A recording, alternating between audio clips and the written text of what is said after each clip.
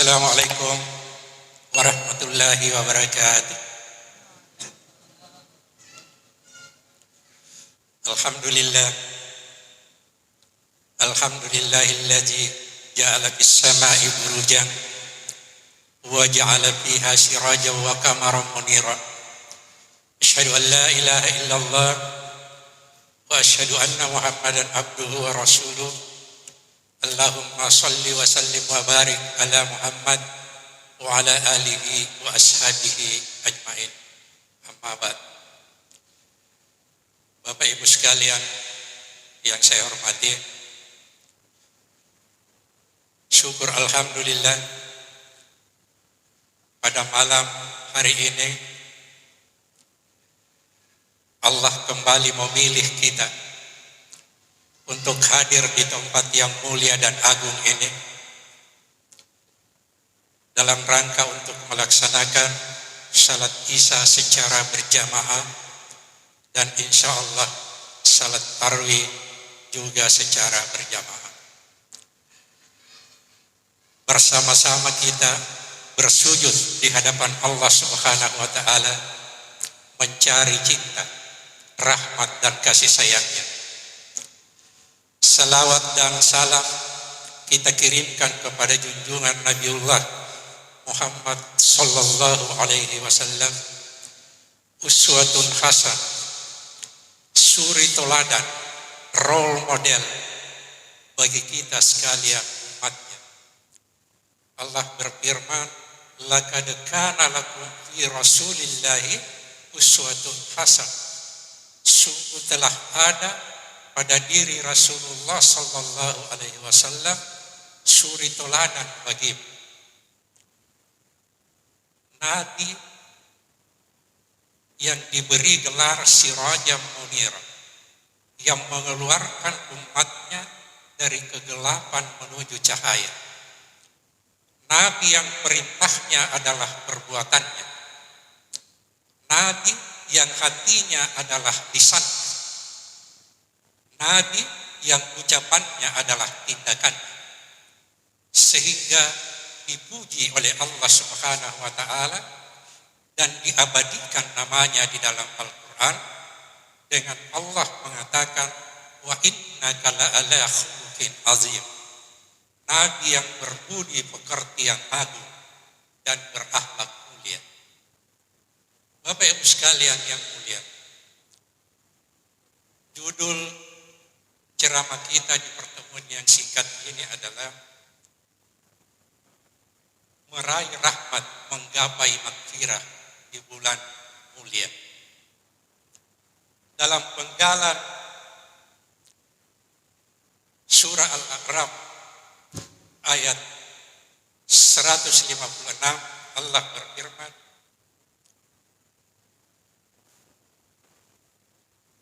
wa rahmati, Allah berfirman, rahmatku mencapai segala sesuatu. Kata Allah, wa rahmati wasi'at kulla syai'in. Tidak ada bandingannya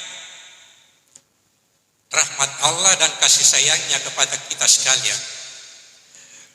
Suatu ketika Nabi Musa alaihissalam bertanya kepada Allah, ya Rabb, sungguh saya ingin mengetahui sebesar apa kasih sayangmu kepada hamba-Mu. Allah tidak langsung menjawab pertanyaan Nabi Musa, tapi Allah hanya memerintahkan Nabi Musa untuk berjalan ke suatu tempat. Wahai Musa, berjalanlah engkau ke satu tempat dan di sana engkau akan menyaksikan suatu kejadian, sebuah peristiwa, tapi saya tidak mengizinkanmu untuk melakukan apapun di saat kau menyaksikan peristiwa itu. Setelah Nabi Musa mengiyakan, berjanji kepada Allah untuk melaksanakan perintah dan tidak melaksanakan larangannya, dan menjauhi larangannya, maka Nabi Musa berjalan ke tempat yang telah ditentukan. Setelah sampai di sana, dia melihat sebuah rumah kosong. Di hadapan rumah itu Nabi Musa bersembunyi sembari mengintip, menunggu apa yang akan terjadi. Tiba-tiba dalam waktu yang tidak terlalu lama, keluar seorang pemuda yang badannya kekar, berotot, menyeret seorang perempuan tua yang merintih kesakitan. Tetapi pemuda itu tidak mempedulikan tangisan dan rintihan perempuan tua itu. Dia hanya terus menyeret di atas bebatuan sambil badan perempuan tua itu sudah mulai membiru dan ada yang mengeluarkan darah. Perempuan itu terus menangis merintih mengatakan, sudahlah wahai anakku, hentikan, saya sudah tidak tahan sakit yang saya derita. Terus saja pemuda itu menyeret wanita itu, dan kemudian setelah dia puas, dia hempaskan wanita itu, kemudian dia tinggalkan. Hampir saja Nabi Musa terpancing, dadanya mulai menggelora, ingin menghajar, keluar dari persembunyiannya menghajar laki-laki yang zalim itu. Tetapi dia ingat janjinya kepada Allah, saya tidak akan melakukan apapun. Sembari Nabi Musa termenung, mengingat kekejaman laki-laki itu, tapi dia heran dan takjub. Tiba-tiba wanita itu mengangkat kedua belah tangannya menghadap ke langit dan berdoa, ya Allah, ya Rabb, dia adalah anakku, dia lahir dari rahimku, ampuni dia ya Allah.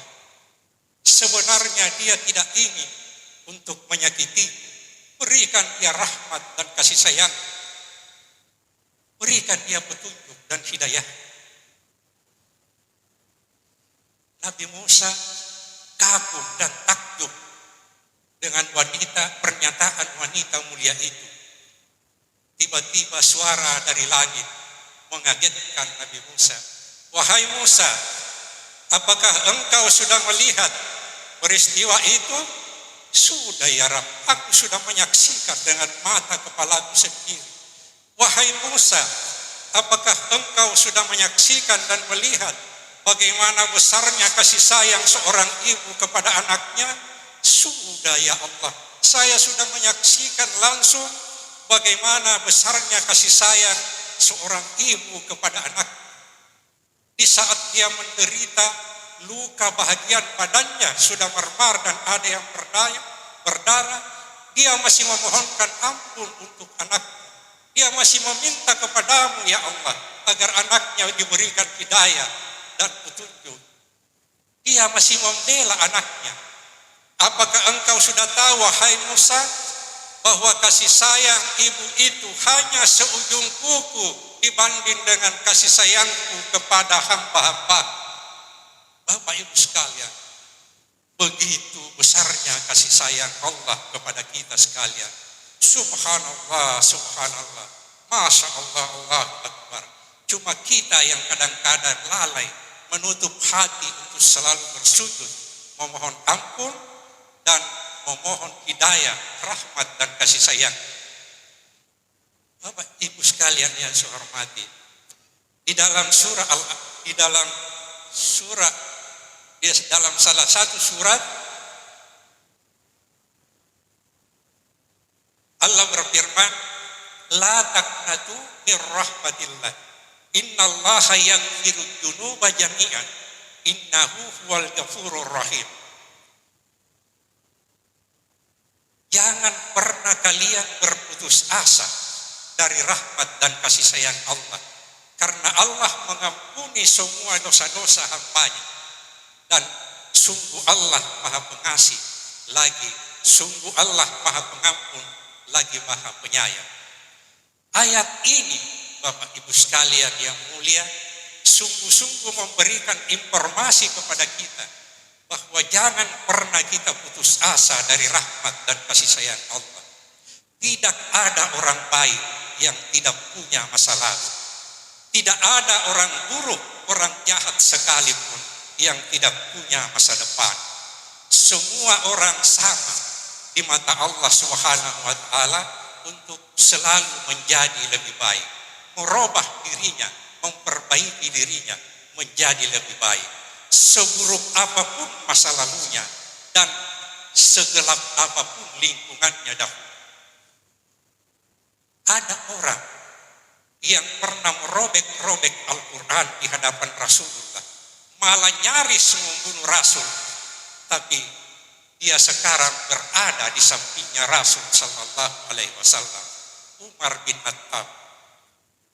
Kalau kita sudah pernah umrah dan berhaji, kemudian kita berziarah ke kuburan Rasulullah di Masjid Nabawi, maka kita akan menyaksikan Rasulullah diapit oleh dua orang sahabatnya, Umar bin Khattab dan Abu Bakar As-Siddiq. Para ulama mengatakan hampir semua perbuatan jahat pernah dilakukan oleh Umar bin Khattab, tapi ternyata sekarang salah satu sahabat Nabi yang dijamin surga oleh Allah Subhanahu wa taala. Bapak Ibu sekalian yang mulia, di dalam satu hadis qudsi, hadis nomor 42 diriwayatkan oleh Anas radhiyallahu anhu, sahih Tirmizi, Allah berfirman, "Wahai putra-putri Adam, selama engkau berdoa kepadaku, memohon ampunanku, aku akan ampuni untukmu. Dan saya tidak peduli apapun yang pernah engkau lakukan di masa lalu. Wahai putra-putri Adam, seandainya dosa-dosamu sudah mencapai ketinggian langit dan engkau datang kepadaku memohon ampunanku, aku akan ampuni untukmu. Seandainya dosa-dosamu sudah seluas wadah bumi ini dan engkau datang kepadaku memohon ampunanku dengan tidak mempersekutukan." Saya ulangi, dengan tidak mempersekutukan, maka aku akan datang kepadamu dengan pengampunan seluas wadah ini.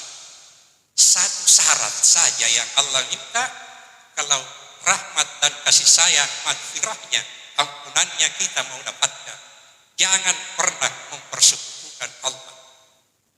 Kata Allah, "Innahu may yusyrik billahi faqad harramallahu alaihi jannah."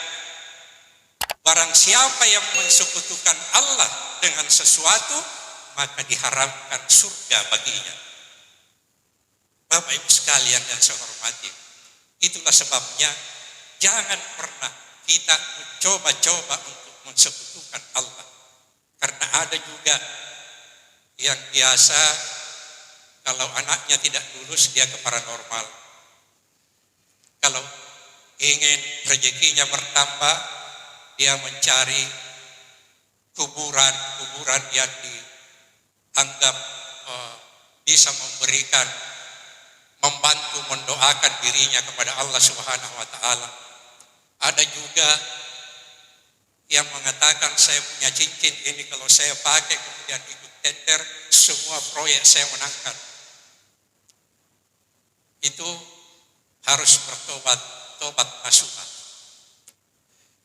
Bapak Ibu sekalian yang saya hormati, lalu kalau sampai hal itu sudah pernah kita lakukan, apa yang sebaiknya, apa persyaratan untuk kita bisa bertobat nasuha kepada Allah Subhanahu wa taala? Yang pertama adalah ikhlas.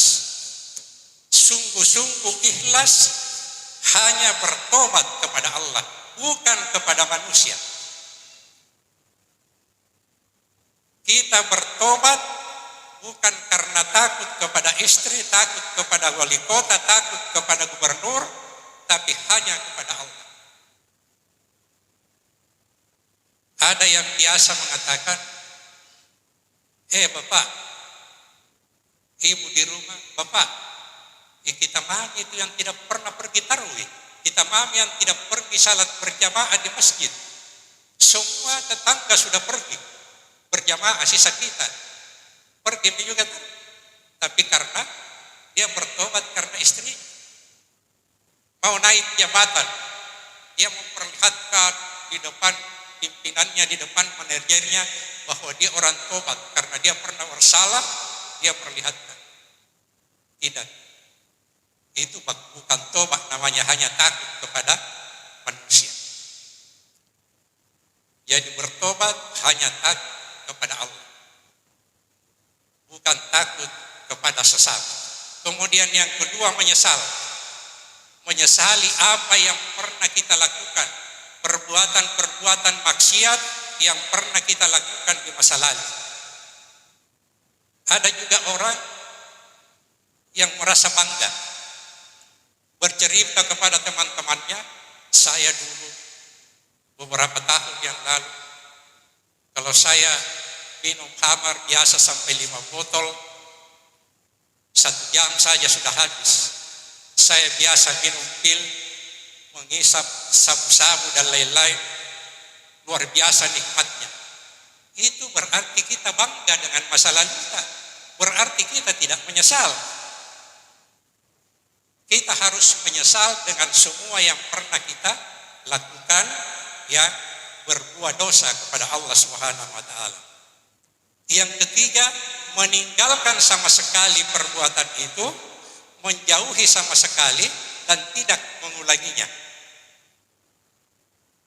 Yang berikut, bertobat bukan setelah napas sampai di leher. Karena kalau napas sudah sampai di leher, tobat sudah tidak diterima. Itulah sebabnya jangan kita pernah terlambat untuk memohon ampun, beristighfar terus-terus, bertobat kepada Allah Subhanahu wa taala. Karena usia tidak ditentukan, apakah kita harus berusia panjang ataukah masih muda. Allah sudah menjemput kita, meminta malaikat yang untuk menjemput kita. Itulah tobat. Jadi ikhlas, Bapak sekalian, di akhir ceramah kita, yang pertama ikhlas itu suatu ketika sahabat bertanya kepada Nabi, ya Rasulullah, apa itu ikhlas? Nabi tidak menjawab. Nabi bertanya kepada Jibril, Jibril, apa itu ikhlas? Jibril pun tidak menjawab.